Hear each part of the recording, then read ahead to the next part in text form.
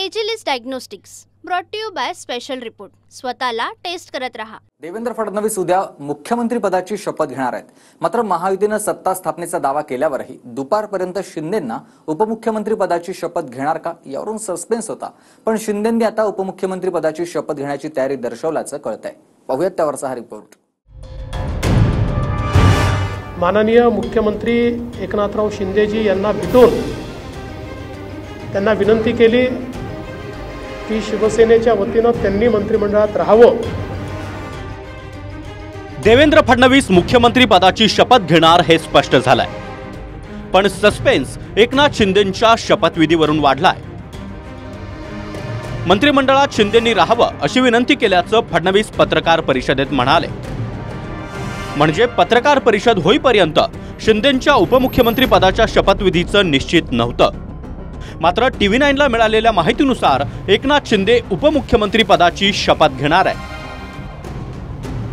मी स्वतः काल माननीय मुख्यमंत्री एकनाथराव शिंदेजी यांना भेटून त्यांना विनंती केली की शिवसेनेच्या वतीने त्यांनी मंत्रिमंडळात राहावं।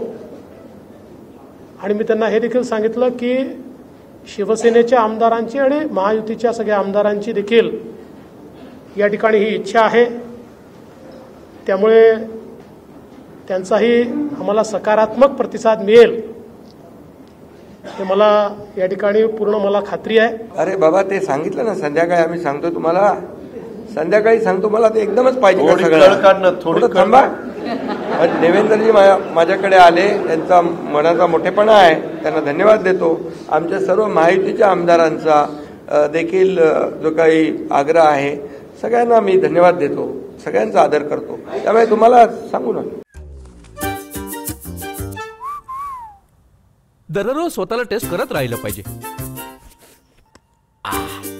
कारण टेस्ट करूनच मनुष्य बरा होतो।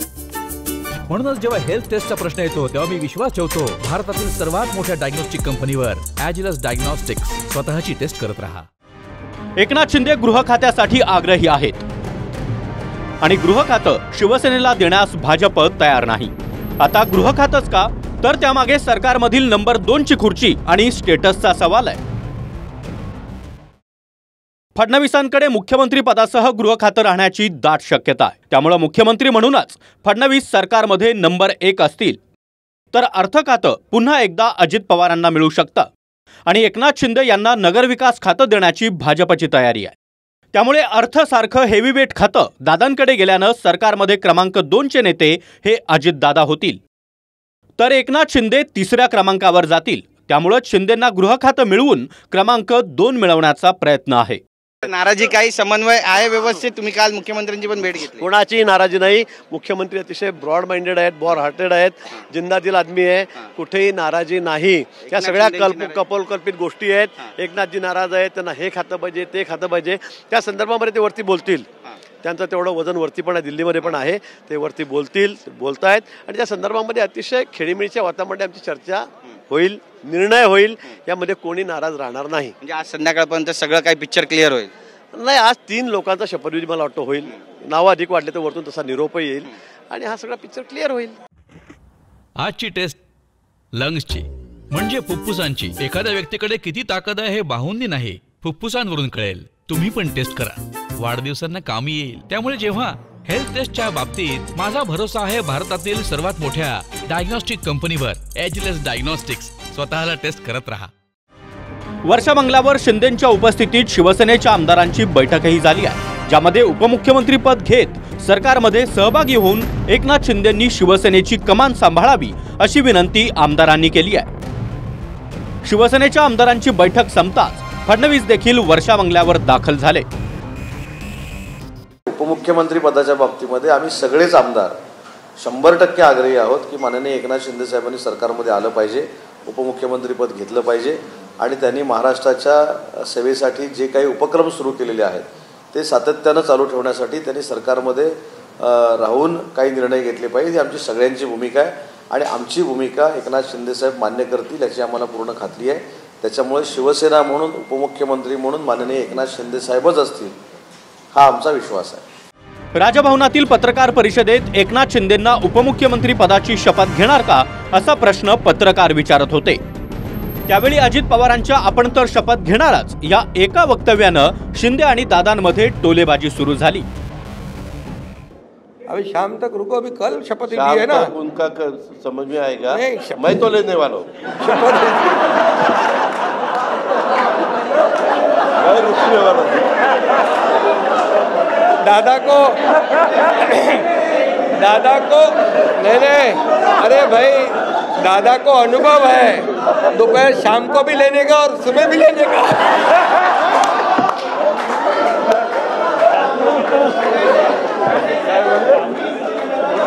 परंतु ऐका, पूर्वी आम्ही सकाळी दोघांनी घेतली होती, तो राहून गेलेलो होता, आता पुढे 5 वर्ष आता ठेवणार आहे। गेली 2.5 वर्ष महायुती सरकारचं नेतृत्व एकनाथ शिंदे यांनी केलंय। आता महायुती सरकारच्या ड्रायव्हिंग सीटवर देवेंद्र फडणवीस असतील। मला आनंद आहे की 2.5 वर्षापूर्वी इथेच वाटतं ना, इथेच देवेंद्रजींनी मी मुख्यमंत्री व्हावं म्हणून माझ्या नावाची शिफारस केली होती आणि आज देवेंद्रजी मुख्यमंत्री व्हावेत अशी शिफारस आणि पाठिंब्याचं पत्र शिवसेनेच्या वतीने आज आम्ही दिलंय। आणि यापूर्वीच तुमच्या पत्रकार परिषदेमध्ये शिवसेनेचा पाठिंबा आणि पूर्ण समर्थन भारतीय जनता पक्षाच्या उमेदवारांना देवेंद्रजींना आम्ही देऊन टाकला होता। अर्थात जी परिस्थिती 2.5 वर्षांपूर्वी फडणवीसांवर आली तीच स्थिती आता एकनाथ शिंदे यांच्यावर आली आहे। Bureau report, TV9 Marathi. Agilus diagnostics brought to you by special report. स्वतःला टेस्ट करत रहा।